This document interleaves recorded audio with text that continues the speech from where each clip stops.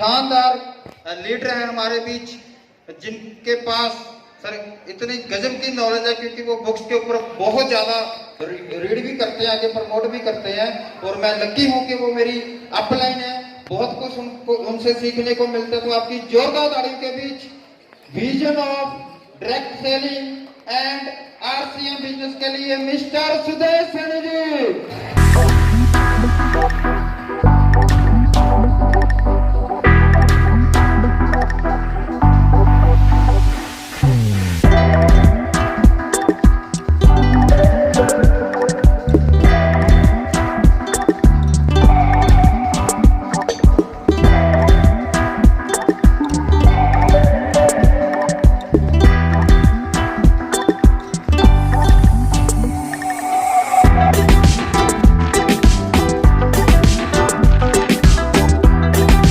जय आरसीएम, नमस्कार, आदाब, सत श्री अकाल, राम राम। कुछ और रह गया हो तो वो भी भाई। सब ठीक है, बढ़िया है। समय की बाध्यता है, टू द पॉइंट बात करते हैं। अपना परिचय दूं, मैं सुदेश सैनी हूँ, सेंट्रल गवर्नमेंट में हूँ, एडमिनिस्ट्रेशन में। किसान परिवार से हूँ। परिवार में 5 भाई हैं, 5 भाई हायर कैडर में काम करते हैं। सबसे छोटा भाई साइंटिस्ट है, नीदरलैंड में, जर्मनी से उसने पीएचडी की, वहाँ पे है। उसकी मिसेज भी साइंटिस्ट है, उसने फ्रांस से एमएससी की, ब्रसेल्स से पीएचडी की, और वो भी साइंटिस्ट है नीदरलैंड में। गांव में बहुत अच्छी खेती है, गन्ने की खेती है, और मैं ये कहूँ कि बहुत बड़ी खेती है। सारी चीज़ें जो ऊपर वाले की दया से पहले से ही हैं। मैं इस बिजनेस में क्यों हूँ और मुझे ऐसा क्यों लगता है कि आने वाले समय में हिंदुस्तान के मोर देन 50% लोग इस बिजनेस में आ जाएंगे। तो वो बात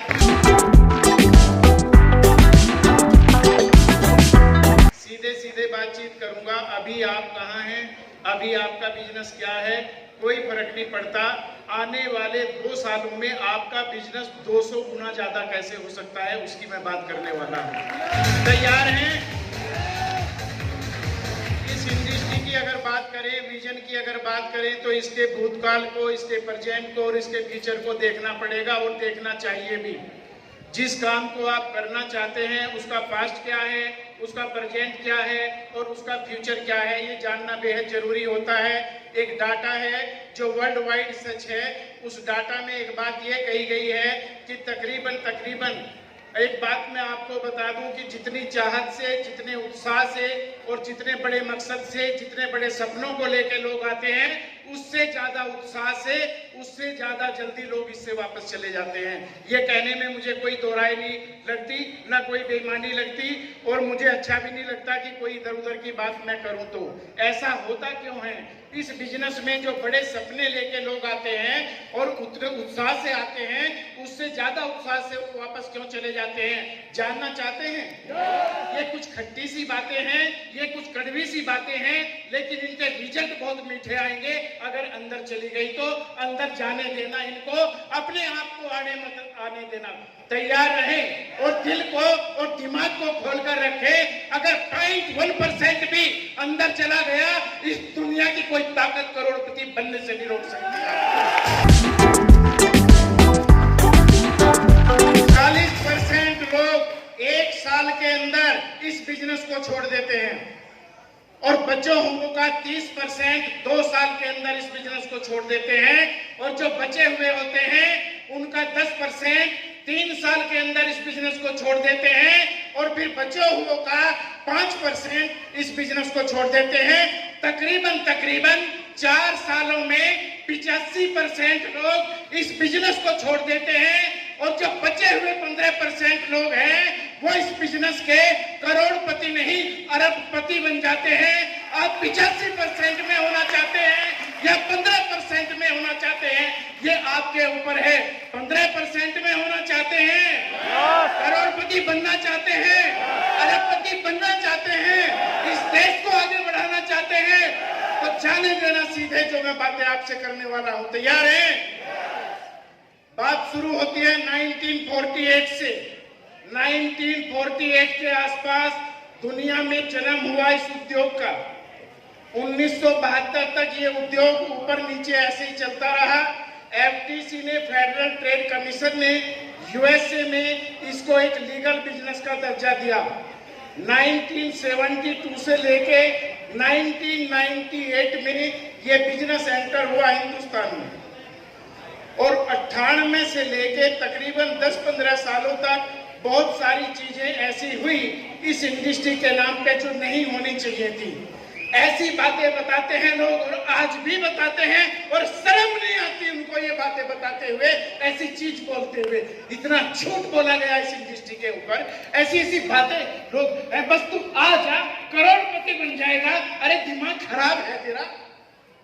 ऐसा होता है कहीं? ऐसा होना चाहिए कहीं कि बस तू आ जा और करोड़पति बन जाएगा? इसका मतलब तू आगे भी झूठ बोलेगा। If the blind, lead the blind, both shall fall into the ditch. अंधे का अनुसरण अगर अंधा करेगा तो दोनों जाके गिरेंगे उसमें खाई में। और ऐसा कर रहे हैं लोग, आज भी कर रहे हैं लोग, और मैं धिक्कार देता हूं ऐसे लोगों को जो इस पवित्र, इस सबसे बेहतरीन, ये तो इंडस्ट्री एक ऐसी इंडस्ट्री है, आप इसमें अगर कदम रखें तो अगर ये इतना स्वच्छ है, ये इतना पवित्र है कि मैं अपनी माँ को अपने साथ इस बिजनेस में लेके आगे बढ़ूं, तो तब आगे बढ़े। तरह की बातें करते हैं लोग। हुई वो चीजें तकरीबन 10-15 साल तक, बस तू 2 बना ले, 2000 तू दे, 4000 ये वो, आज भी चलती है ना ये चीजें। 9 सितंबर 2016 को हिंदुस्तान गवर्नमेंट ने, सेंट्रल गवर्नमेंट ने गाइडलाइन इशू की। मैं सही मायने में इस बिजनेस की शुरुआत उस डेट को मानता हूं हिंदुस्तान में। अभी ग्रास रूट लेवल पे है, इनिशियल स्टेज पे है।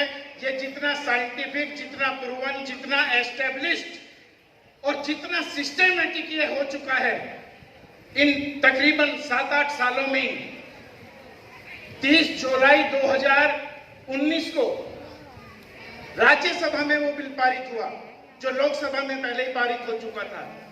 अभी 5 जुलाई 2021 को, अभी की बात कर रहा हूं, 2 महीने पहले की बात कर रहा हूं, 2 ड्राफ्ट नोट्स जो तैयार किए हैं गवर्नमेंट ने। एक प्रोसेस होता है कानून बनाने का, तो वो प्रोसेस तैयार हो चुका और बहुत जल्दी ये कानून आपके पास में आने वाला है। तो लगाम लग जाएगी उन सारे के सारे लोगों को।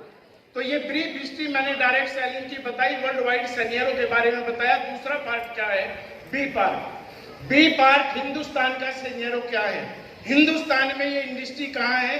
अभी तकरीबन ये इंडस्ट्री हिंदुस्तान में जो चिंटू चूरण की दुकान समझते हैं ना आरसीएम को, उनको बताना चाह रहा हूं मैं।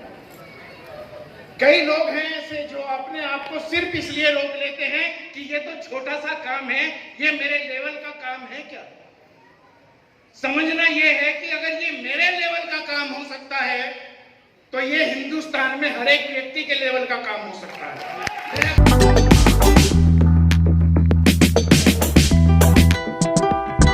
तो 13,000 करोड़ का कारोबार ये पिछले साल हिंदुस्तान में हुआ। पीयूष गोयल जो रेल मंत्री हैं, उनका एक स्टेटमेंट अभी तकरीबन 7-8 महीने पहले आया। उन्होंने कहा इस डायरेक्ट सेलिंग इंडस्ट्री को कंज्यूमर अफेयर से निकाल के रिटेल इंडस्ट्री मिनिस्ट्री के तहत देना चाहिए। मेरी आदत है चीजों को गहराई तक छानबीन करने की। मैंने छानबीन इस चीज की पीयूष गोयल जैसा व्यक्ति जो रेल मंत्रालय देखता है और हिंदुस्तान के 1-2 मंत्रालय और देखता है, वह ऐसा क्यों बोल रहा है कि इसको तो रिटेल इंडस्ट्री मिनिस्ट्री के तहत होना चाहिए। तो मैंने जब सर्च किया, सर्च में ये आया कि 2500 करोड़ रुपए राजस्व के रूप में उस मंत्रालय में जमा हुए। तो मैंने हिसाब लगाया, जो इकोनॉमिस्ट हैं, जो अर्थशास्त्री हैं, वो ये कह रहे हैं कि 2025 तक आने वाले समय में ये इंडस्ट्री लगभग 64,500 करोड़ की हिंदुस्तान में हो जाएगी। ये तो जो अर्थशास्त्री हैं वो बोल रहे हैं। और मैं एक गहरी बात आपको बता दूं, जानना चाहते हैं? ये बहुत बड़ी और बहुत गहरी बात है, पर मैं पूरे विश्वास के साथ और पूरी जिम्मेदारी के साथ ये बात आप सबके बीच में रखना चाह रहा हूं। आज उदयपुर के इस स्टेज से मैं ये घोषणा कर रहा हूं कि जो हिंदुस्तान के अर्थशास्त्री बोल रहे हैं 64,500 करोड़ पूरी डायरेक्ट सेलिंग इंडस्ट्री का कारोबार हो जाएगा, इतना कारोबार तो आरसीएम का हो जाएगा। यही होगा, रोक नहीं सकता कोई इसको होने से। वजह है कई, इसके पीछे कारण है कई, उन वजहों में मैं नहीं जा रहा हूं। चीजें बड़ी हो जाएंगी। मेरे पास भी घड़ी इन्होंने सामने रख दी, जी कर रहा है ठाके वहां रख दूं इसको। लेकिन मैं भी बंधा हुआ हूं सिस्टम से, हम सब लोग। तो 2500 करोड़ रुपए उसमें मिनिस्ट्री में जमा हुए राजस्व के रूप में, तो ये सोने का अंडा देने वाली मुर्गी लगने लगी अब इनको। जब बात करते थे जंतर मंतर के ऊपर जाकर, जब बात करते थे उद्योग मैदान में जयपुर में, तो जब बात करते थे समझाते थे, संतरी से लेके मंत्री तक कहता था कि ये तो गलत धंधा है, इलीगल काम है। और आज कह रहे हैं कि इसको तो उसमें होना चाहिए है। और पीयूष गोयल जैसा आदमी, भाई हिंदुस्तान में 5वीं 6ठी पावर रखने वाला आदमी, राष्ट्रपति, प्रधानमंत्री, लोकसभा स्पीकर, 1-2 मंत्रालय और फिर रेल मंत्रालय, वही सबसे बड़ा होता है। तो ये गवर्नमेंट का फोकस इसके ऊपर इसलिए आ गया, जितने भी प्रोग्राम्स गवर्नमेंट ने चलाए हैं, वो वुमेन एम्पावरमेंट के हों, मेक इन इंडिया के हों, डिजिटल इंडिया के हों, जितने भी ये सब चलाए हैं, इन सब की धुरी को डायरेक्ट सेलिंग इंडस्ट्री समझ के सरकार का फोकस इसके ऊपर आ गया। और जब सरकार का फोकस इसके ऊपर आ गया, तो ताकत नहीं किसी की कि इसको बढ़ने से रोक देगा कोई। Thank you. अब ये बात तो मैंने डायरेक्ट सेलिंग इंडस्ट्री की। अब इस डायरेक्ट सेलिंग इंडस्ट्री में आजा मेरी गाड़ी में बैठ जा, है ना ऐसे बहुत सारे। 2 दिन से मेरा टैक्सी ड्राइवर भी किसी की गाड़ी में बैठा हुआ है, उसकी भी समझ में धीरे धीरे आरसीएम आ गया आज अभी। तो इसमें क्या है, जब ये इंडस्ट्री एस्टेब्लिश्ड है, प्रूवन है, साइंटिफिक है, लोगों को आगे बढ़ा रही है, पूरी दुनिया में जितने लोग, अगर बात कारोबार को डाटा के हिसाब से करें, 180 बिलियन डॉलर का कारोबार पूरी दुनिया में इस इंडस्ट्री का हुआ। 180 बिलियन डॉलर, 1 बिलियन में 100 करोड़ होते हैं और $1 में 70 रुपए के करीब होते हैं। अगर ये कैलकुलेशन करते हैं 180 गुणा 100 करोड़ गुणा 70, तो ये कैलकुलेशन इस ऑडिटोरियम से बाहर चली जाएगी। इतनी बड़ी ये इंडस्ट्री है। इतनी बड़ी इंडस्ट्री में जो हमारा कारोबार है, कल भी बताया गया कि हिंदुस्तान 12वें नंबर पे है। एज इट इज जैसे हम होते हैं, हम तो पीछे ही होते हैं ना, तो इसमें भी पीछे हैं। लेकिन ये आपके लिए दुख की बात नहीं है, यही आपके लिए सबसे बड़े सुख की बात हो सकती है कि अभी हिंदुस्तान इसमें पीछे है। आपके लिए बहुत सारा करने को बाकी है। 180 करोड़ में 2,12,000 करोड़ का कारोबार यूएसए में हुआ, पहले नंबर पे। आबादी कितनी? 30-32 करोड़। जहां 30-32 करोड़ की आबादी है, वहां कारोबार है 2,12,000 करोड़। जापान छोटा सा देश, दुनिया के नक्शे पे चिड़िया जैसा दिखाई देता है, 1,87,000 करोड़। चाइना पॉपुलेशन हमसे ज्यादा है, वहां 2,16,000 करोड़। और हिंदुस्तान में यूनिसेफ का डाटा आया, जिसमें उन्होंने बताया कि लगभग 136 करोड़ पॉपुलेशन हिंदुस्तान की हो चुकी है और कारोबार कितना है? 13,000 करोड़। यानी कि जहां पे 32 करोड़ लोग हैं, वहां कारोबार 2 लाख करोड़ से ऊपर, और जहां 136 करोड़ हैं, वहां कारोबार कुल 13,000 करोड़।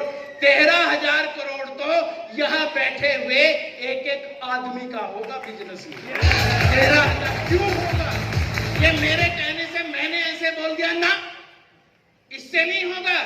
इसलिए होगा जो डेंसिटी हिंदुस्तान की है, जो यहाँ पे एनवायरमेंट हिंदुस्तान का है, जो रिक्वायरमेंट हिंदुस्तान की है, वो इसको हजारों करोड़ के कारोबार में तब्दील कर देगा। तो ये विजन मैंने थोड़ा सा दिया। अब इस डायरेक्ट सेलिंग इंडस्ट्री में आजा मेरी गाड़ी में बैठ जा। कौन सी में बैठेंगे? कोई तो पैरामीटर होगा, कोई तो पैमाना होगा। हर एक चीज सही है या गलत है, वो करने लायक है या वो करने लायक नहीं है, उसको मानने का, समझने का, जानने का कोई तो पैरामीटर होगा। या बस यही पैरामीटर है तू मेरा दोस्त है, मैंने कर लिया, तू भी कर ले। यही है क्या? ये नहीं है। इसके भी पैरामीटर हैं। इन पैरामीटर्स के ऊपर तोलना पड़ेगा कौन ठीक है, कौन गलत है, कौन जाएगा, कौन आएगा, कौन आगे बढ़ेगा, कौन पीछे हटेगा। 3 पैरामीटर्स हैं, प्रोफाइल है, प्रोडक्ट है और प्लान है। ये पैरामीटर हैं। इस इंडस्ट्री के हजारों कंपनियां हिंदुस्तान की जो काम कर रही है हिंदुस्तान में, वो इन पैरामीटर्स पे कहां फिट बैठती हैं। कंपैरेटिवली स्टडी अगर आप करेंगे, आप प्रोफाइल को अगर स्टडी करेंगे, प्रोफाइल में इंफ्रास्ट्रक्चर है, आपका प्रोडक्शन पावर और प्रोडक्शन कैपेसिटी है, आपका लीगल विंग है, आपका एजुकेशन सिस्टम है। ये सारी की सारी बात, इंटेंशन क्या है, पर्पज क्या है, और इन सब से आगे जाके who is the captain and what is the intention. इस जहाज को चलाने वाला जो है वो कैप्टन कौन है और उसका उद्देश्य क्या है।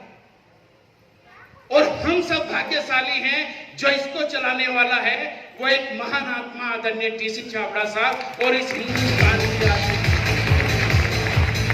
तो प्रोफाइल को अगर आप देखेंगे, इसकी सप्लाई चेन, डिलीवरी चेन को अगर आप देखेंगे, 2 मिनट मेरे पास में है, तो आप देखेंगे कंपैरेटिवली स्टडी कर ले किसी भी कारपोरेशन को, आप तुलनात्मक रूप से हिंदुस्तान में नहीं, इस पूरी की पूरी दुनिया में आप स्टडी कर ले, जैसा इंफ्रास्ट्रक्चर आरसीएम ने बनाया है ऐसा इंफ्रास्ट्रक्चर पूरी दुनिया में किसी कारपोरेशन के पास नहीं। नंबर 2, प्रोडक्ट यही वो चीज है कि आपका अंतिम व्यक्ति भी ग्रो करेगा। आपकी टीम में जो अब से 10 साल बाद आएगा वो भी आपको सुपरसीड कर सकता है इसके प्रोडक्ट की वजह से। डायरेक्ट सेलिंग इंडस्ट्री में 100 रुपए की चीज को पहले 1000 का बना दिया, ये डायरेक्ट सेलिंग इंडस्ट्री होती है भाई। प्रोडक्ट का रेट, प्रोडक्ट का वेट, प्रोडक्ट की क्वालिटी और प्रोडक्ट की अवेलेबिलिटी, अगर रेट ठीक है, वेट ठीक है, क्वालिटी ठीक है और अवेलेबिलिटी ठीक है तो आप जीत जाएंगे। इसके साथ साथ वो प्रोडक्ट यूजेबल है, कंज्यूमेबल है, अफोर्डेबल है और रिपीटेबल है तो आपका अंतिम व्यक्ति भी ग्रो करेगा। क्लियर हो गई बात? 2 पैरामीटर मैंने बताए, प्रोफाइल और दूसरा प्रोडक्ट, और तीसरा पैरामीटर प्लान। उस कंपनी की वो प्लान बहुत बढ़िया है। अरे तू, तेरा दिमाग खराब है। प्लान से पैसा आता है, प्लान पैसा देता है, पैसा प्रोडक्ट मूवमेंट देता है, प्लान पैसा नहीं देता।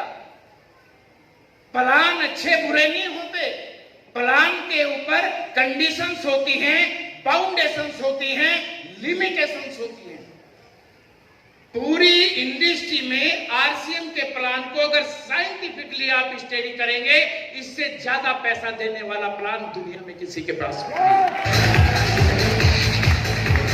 तो तीनों पैरामीटर्स में आप प्रोफाइल में, प्रोडक्ट में, प्लान में, विजन को लेके ये कुछ चीजें, कुछ बातें मैंने की। आखिरी आधी मिनट मेरे पास में है। ये बातें अभी जावेद जी ने भी बहुत अच्छी बातें यहाँ बताई। होता क्या है, मेरा बिजनेस भी जब छोटा था, कम था, स्टेज पे कोई लीडर बोलता था, मैं कई बार सोचता था इनकी बात पे यकीन कर लूं, और कई बार मैं सोचता था ये अपना बिजनेस बढ़ाने के लिए ऐसा बोलते होंगे। किताब कोई पढ़ता था, कई बार मन में आता था इस राइटर की इस किताब पे यकीन कर लूं, हो सकता है इस इंडस्ट्री में ऐसा होता हो, और फिर दूसरे ही पल ऐसा लगता था अपनी किताब की सेल बढ़ाने के लिए इस राइटर ने ऐसा लिखा होगा। ये अप एंड डाउन चलते हैं, लेकिन एक एक बात, एक एक चीज सच है। और सच ये है कि जब कोई अपलाइन यहाँ आके बोलता है, वो पेड़ के ऊपर थोड़ा सा ऊंचा चढ़ा हुआ है। कोई व्यक्ति पेड़ के ऊपर हो, चढ़ा हुआ, तो उसको दूर से गाड़ी आती दिखाई देती है, वो कहता है कि मुझे दूर से एक कार आती दिखाई देती है, और आप पेड़ के नीचे खड़े हुए हैं, आप कहते हैं कि मुझे कोई गाड़ी नहीं दिखाई देती।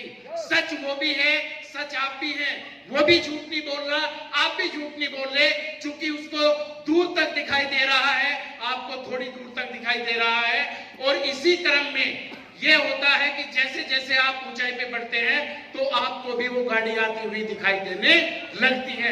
तो आज आप चाहे किसी भी लेवल पे हैं, आप टाइटल पे हैं, रॉयल्टी पे हैं, कल आप बड़े लेवल पे जाएंगे। इन्हीं शब्दों के साथ थैंक यू, जय आरसीएम। और मैं अब जिन्हें बुलाने वाला हूँ इस बिजनेस में, उनको इन्वाइट करने के लिए सतवन जी को जोरदार तालियों के साथ में एक बार मैं फिर इन्वाइट करता हूँ। सतवन जी को जोरदार तालियों के साथ। जितना सर ने डायरेक्ट सेलिंग के बारे में बताया, जितने जोश से बताया, उतने जोश से आपकी तालियों से हम धन्यवाद करेंगे मिस्टर सुदेश सैनी जी का।